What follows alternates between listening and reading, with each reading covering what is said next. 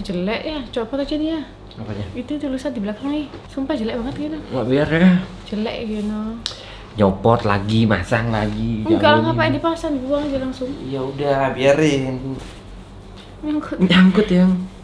Ya, jangan gitulah. Oke, maksudnya kayak gimana? Oke, udah. 1, 2, 3, N. Action.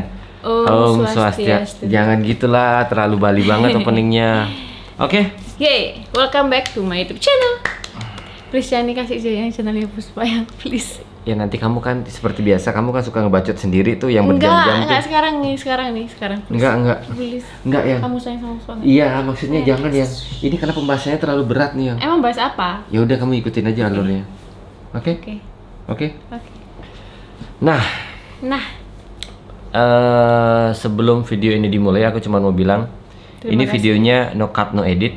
Jadi apapun yang kita ucapkan ya udah itu real, tanpa ada editan, tanpa ada sensor. Ya apapun yang keluar dari mulut kita ya sudah mohon dimaklumi, dan apapun yang keluar dari mulut kita ya udah itu adalah isi hati dari kita berdua. Sekarang yang bakalan kita bahas adalah, oh ya, tapi sebelum ke pembahasan ya, aku mau bilang sama kalian, aku bakalan kedepannya bikin video-video yang ya udah ngobrol-ngobrol gini sama kalian mengenai ya keluh kesah, terus juga pengalaman mungkin yang bakalan aku bisa share sama kalian, semoga bisa menjadi motivasi. Pembahasan yang sekarang itu adalah mengenai kehamilan kita. Puspa ya? Oh iya, kehamilanmu. Iya. Itu yang bakalan kita bahas sekarang. Kenapa? Karena kalau tidak bahas itu tidak ada view-nya. Anjing. Jeng jauh nih Ci. Sabar. Ini kayak Jin, kenapa yang kelilipan. Yang cip yang. suka? Iya. Ada, lihat ya. Hah, mau nyium ya? Oke. Liatin Oke. Yang tempat dudukmu tuh nggak sih? Beneran dikit ya? Ya beneran. Oke. Ini pakai yang. Oh, pusing Saya jauh. ngambil ganjilannya Puspa. Nah gini kan asik nih. Enggak asik. Ini terus? Bagusan gini, biar kelihatan kakinya kita. Ya. Oh enggak ya. Ya. Jadi dari mana ya aku harus memulai ini ya? Kita berbicara sekitaran, nanti aku ngomong-ngomong sama kalian ya sekitaran 20 menit Ini lebih. kita bakal ngomong nggak sih alasan kenapa problemnya kita itu? Ya nanti mengikuti alur aja. Jadi kalian pernah nggak sih ada di fase dimana kalian sudah berada di titik itu, tapi orang lain menuntut hak-hak yang lain gitu loh, yang belum dilakukan. Contoh, di saat kita sekolah SMA lah aku bilang, karena dari SMA aku udah ngalamin kejadian ini, mungkin kamu juga ngalamin. Saat fase SMA dimana setelah kita pas kita SMA tuh pasti bakalan ditanya, nanti kuliah atau mau kerja? Dan jawaban kita adalah nggak tahu. Iya, Nggak tahu, bener-bener nggak tahu jawaban kita. Terus pasti kuliah dulu, tapi enggak aja. Iya kan? Kita nggak tahu jawabannya apa. Dan di saat kita sudah ketemu jawabannya, dan saat misalkan kita langsung milih, oh aku mau kuliah nih. Oke, kita kuliah. Kita kuliah selama berapa tahun gitu. Pertanyaan orang-orang sekitar pasti bakalan, kapan lulus? Ya kan? Kapan lulus? Kok nggak lulus sih? Itu pertanyaannya, pasti itu ada pertanyaan seperti itu. Dan setelah kita lulus, pertanyaannya adalah kerja di mana? Kerja di mana? Setelah kerja di mana? Pacarnya mana? Iya, pacarnya mana? Setelah ditanya pacarnya mana? Kapan Apalagi? nikah? Kapan nikah? Setelah nikah, kapan punya anak? Setelah punya anak, kapan punya adik? Buat anak pertamanya. Ya, kayak gitu dah.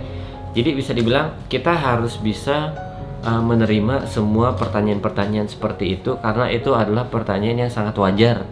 Tetapi itu wajar iya sih, ya? wajar. Menurutnya Puspa itu kayak orang yang basa-basi, tau gak sih, bingung kayak kita tuh ngomong apa. Jadi kayak misalnya nih, kita udah lama nih nggak ketemu kerabat kita, keluarga, tetangga, saudara semuanya kan. Terus sekalinya ketemu kayak, aduh aku ngomong apa ya, pasti gini, kapan punya anak, aku belum punya anak, pasti gitu. Sebenarnya itu mereka basa-basi aja, makanya yang terlintas di otaknya mereka pertanyaan itu.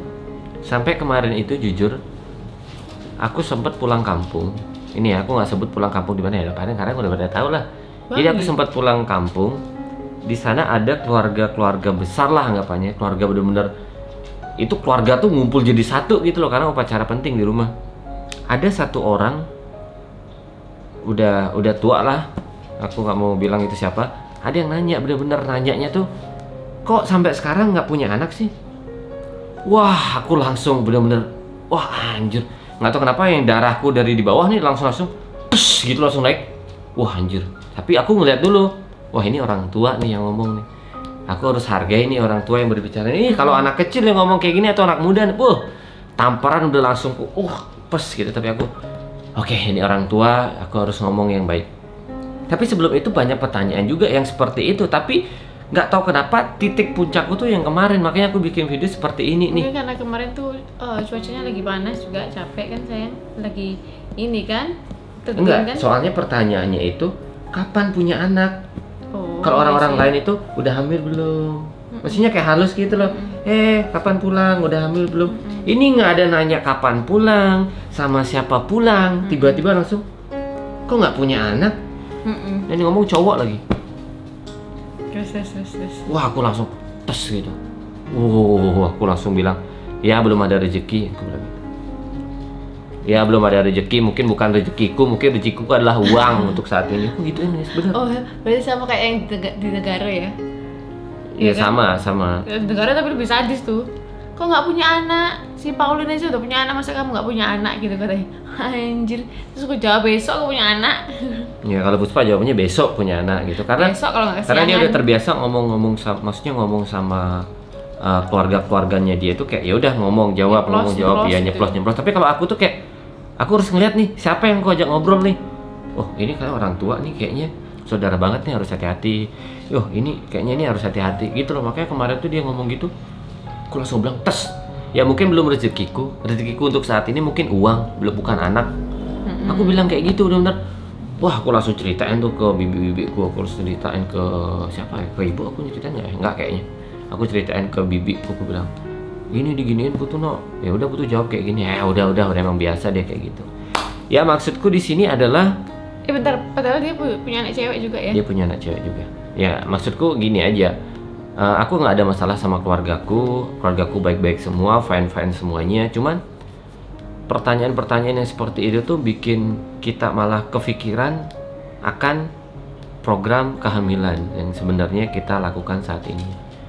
Dan yang belum kalian tahu adalah mungkin di mata orang itu kenapa Putu Puspa belum punya momongan sampai saat ini adalah karena kita menunda. Itu yang pertama. Jujur kita nggak ada menunda. Kita nggak ada menunda sama sekali. Malah justru waktu setelah nikah tuh kita malah langsung ke ini ya, kepikiran untuk promil pertama. Terus akhirnya kita konsultasi, terus akhirnya dokternya bilang udah berapa lama nikah? Belum ada setahun, baru 1 bulan. Ngapain cepet-cepet gini gitu dokter ya. Kita emang pengen cepet gitu kan. Sudah akhirnya kita ngikutin beberapa tes, beberapa pemeriksaan untuk promil. Kamu sampai mana tadi ya? Lupa Ci. Kenapa? Sampai mana ya? Aduh, Puspa lagi ditanyain. Sampai mana tadi ya? Kenapa kita belum punya momongan? Kita nggak ada menunda. Iya, kita nggak ada menunda. Kita tidak ada menunda. Dan mungkin di mata orang-orang juga yang pada umumnya pasangan suami istri belum punya momongan itu adalah mungkin permasalahannya adalah di wanita. Iya. Ya, wanita yang akan disorot. Kejadian-kejadian orang, ya wanita yang disalahkan. Yang sebenarnya terjadi di masalah kita itu,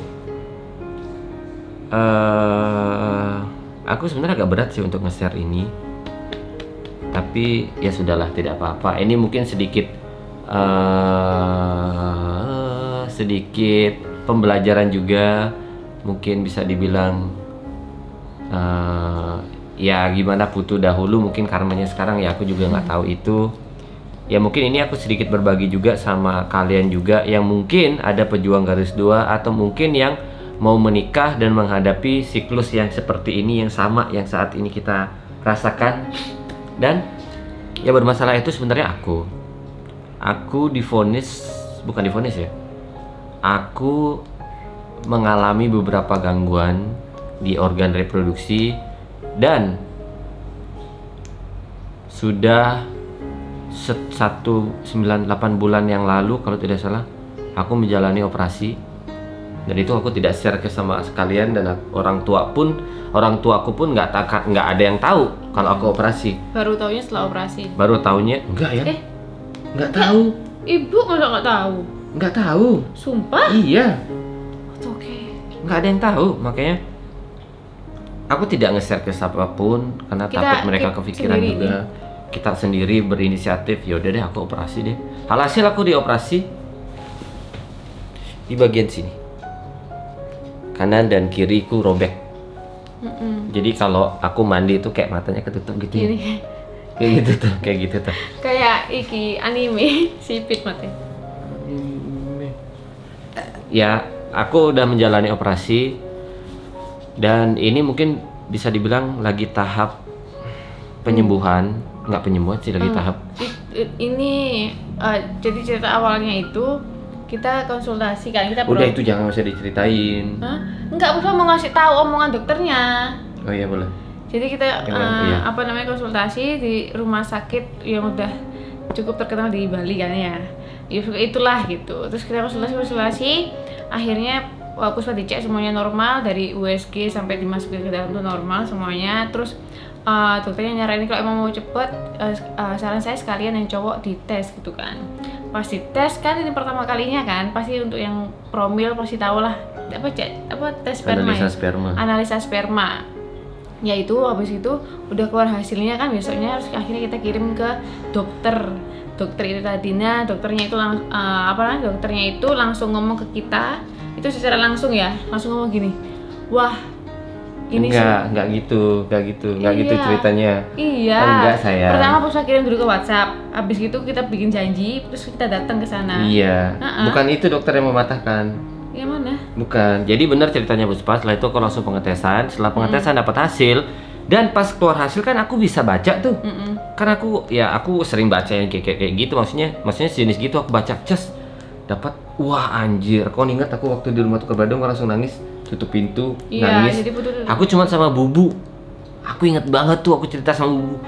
Bu, papi gini Bu. Wah aku nangis guys bener-bener. Wah anjir itu hancur banget tuh kayak. Dan itu Puspa nggak tahu apa-apa loh. Dia nggak ada ngomong. Kau lagi pijitan, kau lagi spa di kamar sebelah. Iya kan? Ingat banget aku pokoknya Puspa nggak tahu apa-apa, tiba-tiba tuh di kamar dikunci gitu aja. Setelah kita kirim ke dokter yang pertama itu, dia bilang dia nggak mematahkan semangat kita, tapi dia menyarankan untuk mengkonsumsi obat, minum vitamin dan lain-lain. Oke lah, terima kasih. Ya, habis itu kita coba lagi nih ke profesor. Iya. Enggak, yang pertama itu isi ngomong gini dulu dia. Apa? Yang ini sih sepertinya memang harus udah nggak bisa karena semuanya hasilnya 0 gitu kan, 0. Kemungkinan besar mungkin adopsi. Bukan dokter itu, makanya aku dengerin dulu ceritaku. Kita ada banyak dokter di Bali. Pertama kan Puri Bunda. Iya, itu yang tidak mematahkan. Dokter Stella itu tidak mematahkan. Masa aku harus bilang dokter siapa nih yang mematahkan? Gak apa-apa kan yang terikat. Janganlah. Kan no cut no edit, yang kita salah ngomong kita terjerumus nih. Makanya hati-hati, ini kesusahan no cut no edit nih. Nah, itu kan dokter Stella sama Puri Bunda tuh kan aman. Itu dokter baik yang memberikan semangat untuk aku inget banget tuh. Yang dokter baik itu aku selalu inget. Nah, kita lanjut ke profesor. Nih aku inget banget nih. Profesor itu oke lah, dia ke sana, aku cek ke sana, dia emang sampai ngasih CD untuk pembelajaran, dia ngasih obat, tapi ya namanya profesor pasti mahal, ya kan? Sekali aja ke sana udah kemarin, wah anjir udah nggak lagi deh gitu. Maksudnya udah mahal banget gitu. Tapi profesor juga bagus itu sebenarnya. Habis itu kita pindah lagi untuk mau ngetes, mau dicek USG. USG atau apa? CT scan pokoknya apalah gitu. Nah kita mencarilah dokter lain yang spesialisnya urologi. Tes di urologi ini yang mematahkan semangatku. Padahal itu dokter aku kenal dari temanku loh. Itu mematahkan banget tuh. Dokter ngelihat hasilnya, sampaikan pesan dokternya Pak. Yang mau bilang tadi. Yang ini yang udah nggak ada harapan tuh, ini udah nggak ada harapan sih. Ini udah nggak ada harapan nih, hasilnya 0 semua. Bapak sama ibu harus itu adopsi anak. pilihannya cuma satu, adopsi anak. Wah, Aku langsung sama bayi tabung. ya bayi tabung. Wah, aku anjir.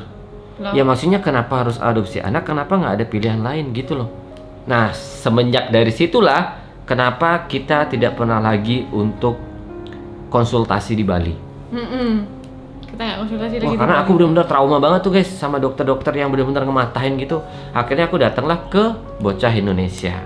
Untungnya dikenali sama teman juga di Jakarta ke Bocah Indonesia. Thank you loh Bocah Indonesia sudah mengizinkan kita untuk datang ke sana. Nah, sampai di sana pun dilakukan pengetesan lagi, pengecekan lagi, dan dokternya benar-benar wah anjir ini baru yang benar-benar namanya dokter. Dia ngejelasin sampai A, dokter masih muda, dia ngejelasin sampai A sampai Z. Ini kalau akibatnya nggak ada analisa sperma, terus ini kalau akibatnya ada, terus ini kalau ada sedikit di dalam atau sedikitnya di luar, terus tindakannya seperti ini. Digambar sama dia kayak di bagan gitu loh. Tindakannya seperti ini, tindakannya seperti ini. Ini kalau nggak temu nih pasti ada tindakan lagi seperti ini. Ya, akhirnya disimpulkan ya, pokoknya semuanya kalau disimpulkan ini berarti sumbernya pokoknya detail banget. Iya, pokoknya sumber permasalahannya ini di mana dulu nih gitu. Habis itu ya udah kita akhirnya ya di Bocah Indonesia. Maksudku bukan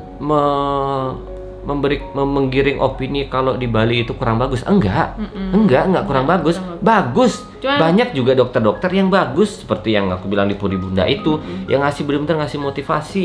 Tapi hanya satu oknum bisa dibilang ya, oknum atau dokter lah bisa dibilang.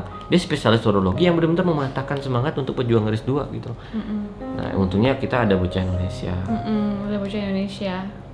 Ya sampai sekarang kita masih konsultasi juga di Bocah. Kita bukan nggak ada bagus sih sebenarnya. Kayak apes aja kita nggak dapat yang bagus. Mungkin apes aja. Jodohnya di Jakarta. Mungkin kalau kalian pejuang garis 2 juga punya cerita-cerita yang seperti kita juga bisa drop di komen deh. Nanti kita bacain deh di next konten. Soalnya waktu kita promil tuh kita harus di bener-bener diatur jam pola tidur, pola makan, terus misalnya kayak kita olahraga, kita kan orangnya jarang olahraga kan, Putu juga sering duduk di depan komputer, jadi harus benar-benar sehat. Yang aku harus minum susu dan lain-lain, terus yang Putu harus berhenti, misalnya kayak nge-vape, ngerokok atau dan lain-lain atau minum semua berhenti, nggak boleh begadang, harus rajin olahraga. Sampai kita beli alat treadmill kan, awal-awal aja treadmill, lama-lama enggak kan, terus akhirnya kayak kita mikir kok kita makin kesiksa ya, sampai badanku tuh naik bener-bener kayak gede banget. Kalau kalian inget fotonya Puspa yang gede banget itu gara-gara Puspa minum susu ya, Puspa minum asam folat dan lain-lain. Ternyata kayak katanya si siapa kita itu dia bilang, Beb aku juga dulu kayak gitu waktu promil tertekan, aku nggak boleh ini nggak boleh itu. Terus akhirnya aku dikasih tahu sama orang, dikasih tahu orang tuanya atau siapa gitu, katanya udah jalanin aja, kalau udah rezeki pasti dikasih gitu, kalau belum ya emang belum gitu. Dan sampai sekarang kita masih ya udah, kita tidak menggebu-gebu untuk mengharapkan, tapi ya sudah, terusnya ngalir aja gitu biar nggak jadi beban juga. Ya pesan aku sebenarnya apa ya pesanku ya? Nggak ada pesan sih, cuman ya udah sedikit cerita-cerita aja sama kalian gitu. Ya nggak pesen apa man, kalau pesen nggak mungkin ya. Tapi kita kayak mau nge-share aja kayak Puspa misalnya, buat orang-orang hilangkanlah image kalau misalnya dalam sebuah rumah tangga suami istri jika nggak punya anak itu bukan karena wanita. Ngerti kan, gue kata wanita dikit-dikit wanita nggak bisa punya anak, cewek yang selain istri yang diselain. Terus habis itu udah punya anak, terus anaknya nakal atau gimana, dasar ibunya nggak bisa ngurus anak gitu nanti. Terus ini gini ibunya istrinya dikit-dikit istri, dikit-dikit ibu. Pokoknya semua semangat ya guys buat para suami. Kalau misalnya ini kan posisinya kan Putu yang kurang bagus, Puspa bagus gitu kan, seperti itu gambarannya. Harus saling support, jangan nuntut pasangan. Puspa lagi lupa ntar nih. Nih yang ya, jangan nuntut pasangan kita untuk ini gitu. Apalagi cowok ke cewek kan, syukur butuh pengertian kan. Jadi dia nggak pernah bahas apapun gitu kan. Malah Puspa yang Puspa juga pengen anak gitu, tapi Puspa pendam gitu kan, karena Puspa ngerti gitu kita lagi ada problem. Soalnya kan cewek bukan mesin ya, mesin pembuat anak ya guys ya, sama yang cowok juga bukan bahan baku itu untuk bikin anak. Jadi intinya jalanin aja guys. Ya udah, mungkin ya ini sedikit jalan Tuhan juga. Aku mikirnya malah kenapa sampai sekarang kita belum punya. Mungkin karena pertama ini kita rumah masih ngontrak nih ya. Ini rumah kita masih ngontrak dan ini habisnya sekitaran bulan Juli lah. Juli, dan rencananya kita bakalan ya udah mau beli aja rumah gitu, nggak tahu entah KPR atau membangun, kita masih nggak tahu. Mungkin nanti setelah kita punya rumah udah hidup tenang baru mungkin ya Tuhan ngasih gitu loh. Takutnya nanti kita pindah-pindah Puspa dalam keadaan hamil, kita bawa barang banyak seperti ini, ya malah rempong sendiri. Ya itu mungkin bisa diambil sisi positifnya gitu.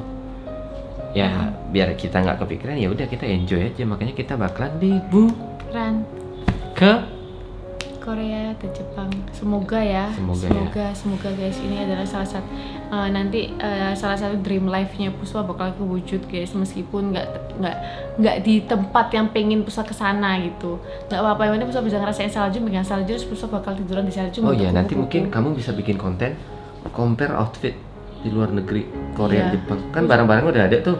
Nggak ada, belum mesen. Loh, ya kemarin udah bayar. Apa itu Puspa itu? Ya itu dah. Kan kamu. Iya, yang saya milih-milih banyak itu belum. Loh, itu beda lagi. Iya, beda kan yang Puspa yang kan bilang ini warna hitam. Terus yang transfer kemarin itu? Loh, itu yang Puspa itu, yang Puspa dari awal mau itu. Yang itu nggak berani Puspa follow up lagi, nggak ada uang soalnya. Udah itu aja teman-teman. Sedikit baterainya habis ya? Pengalaman, nggak baterai habis sih, masih banyak. Itu aja sedikit pengalaman. Kok pengalaman sih? Sedikit cerita kisah kita.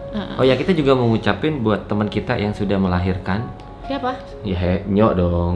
Oh Nyok, semangat ya, Nyok. Semangat kok, semangat. Selamat menjadi seorang bapak ya Nyok. Menjadi seorang bapak yang baik. Semoga bapak sama anaknya sehat selalu. Astungkare, semoga anaknya menjadi YouTuber yang sukses seperti bapaknya kan gitu. Iya. Semoga anaknya jadi YouTuber sukses. Anaknya kan cewek ya. Kapan-kapan ada anaknya ke rumah, kita prank. Kita kerjain, kita sembunyiin anaknya Nyok. Unboxing anaknya. Setuju nggak guys? Nggak. Yaudah. Intinya selamat untuk teman kita. Mungkin masih banyak teman-teman kita juga yang masih berjuang untuk mendapatkan garis 2. Ya, pasangan kita di Jakarta. Pasangan kita di Jogja. Randy Yus yang masih berjuang juga. Jafar Echa yang masih berjuang juga, Putu Puspa juga yang masih berjuang. Siapa lagi ya? Bisa jadi inget dulu siapa nanti yang punya anak dulu bakal dijadiin konten anaknya. Makanya itu dari Tanyo. Enggak. Tidak semuanya bisa dijadikan konten.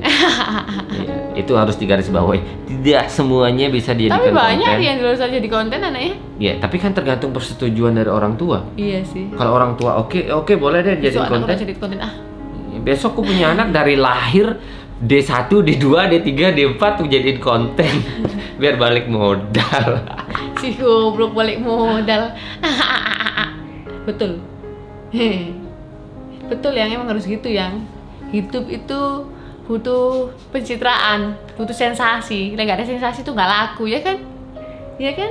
Lihat nih karyamu nggak ditonton, tapi ini nanti pasti banyak yang nonton ntar. Enggak sih kayaknya. Nggak percaya? Omongan anak yatim piatu gini. Yatim piatu terus makmu udah meninggal. Yatim. 100.000 ya nonton.